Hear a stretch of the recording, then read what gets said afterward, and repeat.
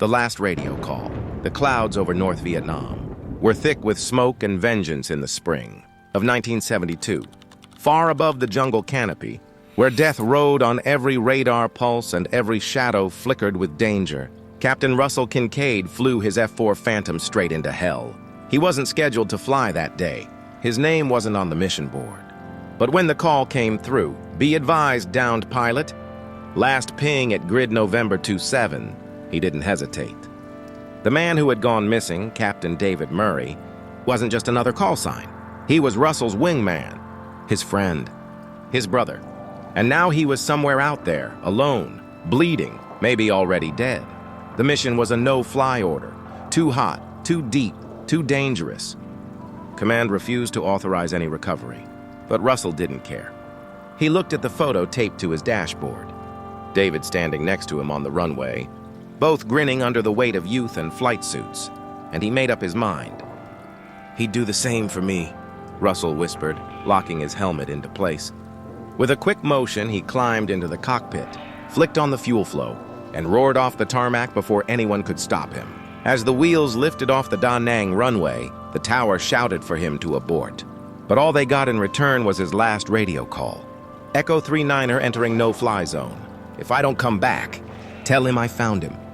Then silence, just the scream of engines fading into the war-torn sky. Silent over Hanoi, as Captain Russell Kincaid's Phantom crossed into the forbidden zone. Silence swallowed the skies over Hanoi like a thick curtain of death. Radar coverage vanished. SAM sites lurked in every valley, their operators waiting with twitching fingers.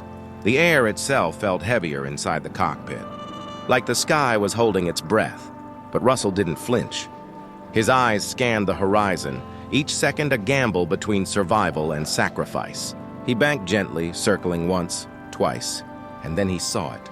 A torn white parachute tangled in the branches near a riverbank. Below it, movement. Just a flicker, but enough. A figure in torn flight gear limped between the trees, dragging one leg, clutching a pistol. Captain David Murray was alive. Russell descended, breaking protocol, dipping below the clouds and beneath safe altitude. Anti-air fire lit up in the distance. Tracer rounds slicing through the air like red needles, but he ignored them. He keyed his radio, voice low but steady. "I see you, brother. Don't stop moving." Below, David looked up, staggering toward the clearing. Enemy soldiers began pouring from the trees. They had seen him too. Russell gritted his teeth, leveled his wings, and prepared for the impossible. He wasn't here to observe anymore. He was here to bring him home, or burn in the sky trying. Fire from the trees. The jungle erupted in gunfire. From the thick tree line, enemy soldiers emerged like shadows peeling away from the earth. AK-47s blazing, shouting commands, closing in on the wounded pilot below. Captain David Murray ducked behind a fallen log, firing his sidearm until the magazine clicked empty. Smoke curled from his bleeding arm and his breathing grew ragged. He was out of time. But above, the sky answered. Russell dove. His F-4 Phantom screamed through the valley, engines howling like a beast awakened. He pulled the trigger. 30mm cannons roared, shredding the treetops where enemy troops advanced. Leaves exploded. Bodies scattered.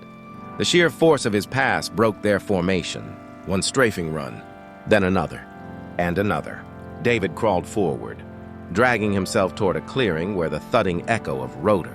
Blades signaled hope, a rescue chopper, skimming low, weaving through the smoke. Russell circled above, covering every inch of ground with burning steel. But then, suddenly, the radar lit up. A surface-to-air missile locked onto his position. The tone screamed in his headset. He could run. He could break away. But Russell didn't. Instead, he dove one last time, pulling the heat signature toward him and away from the chopper. The missile struck the underside of his jet, an explosion that turned sky into fire. Below, the helicopter lifted off with David inside, shaking. Bloodied but alive, he looked back through the smoke, tears blurring his vision, as the burning fragments of Russell's Phantom rained down into the jungle. And somewhere between grief and awe, he whispered, "He didn't fly away. He flew back for me." Smoke in the sky. The jungle burned where his Phantom had fallen, an open wound in the earth, lit by the dying fire of one man's final flight. Search and rescue teams scoured the crash site for days, combing through twisted metal and scorched earth. All they found were fragments: a piece of a tail fin, a scorched helmet strap, a dog tag buried beneath ash that still bore his name, Kincaid. There was no body, no remains, just wreckage and silence. The jungle had swallowed its witness. And yet those who'd seen it, who heard his voice over the radio, who watched the chopper rise into the smoke because of him, knew the truth. Captain Russell Kincaid hadn't died in vain. He had bought a man's life with his own. Back at base, the rescue crew landed with Captain Murray in critical condition. Medics pulled him out of the chopper, but he wouldn't let go of something. Clutched in his bloodied hand, a torn flight glove, scorched black at the fingers. Russell's. They tried to take it, but he held it to his chest and whispered, "He kept the sky open." He kept his promise. That night, no one celebrated. Pilots gathered in silence on the edge of the runway, staring into the dark where his phantom had vanished. Someone lit a flare, no words, just fire in the sky, for the wingman who never turned back. The wingman's code. They never held a funeral, because there was no body to bury, only a plaque, mounted quietly in the briefing room at Da Nang Air Base, beneath a faded photograph of two young men grinning beside an F-4 Phantom. One of them was gone. The other, Captain David Murray, never flew again. His injuries grounded him, but the weight of Russell's sacrifice kept him coming back, to reunions, to remembrance walls, to every quiet corner of airfields where ghosts still walk in flight suits. He'd tell the story only when asked, and never with bravado, just the facts, just the moment a man made a choice.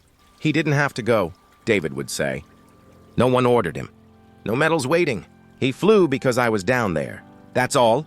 Pilots who came after heard the tale in hushed voices. In bar rooms, in hangars, in the space between missions, it became part of the unwritten code, the creed not found in manuals, but etched in the hearts of those who understood what it meant to fly as someone's wingman. If one goes down, the other doesn't leave. Not without trying. Not without fire. And so Russell Kincaid became more than a name. He became a vow.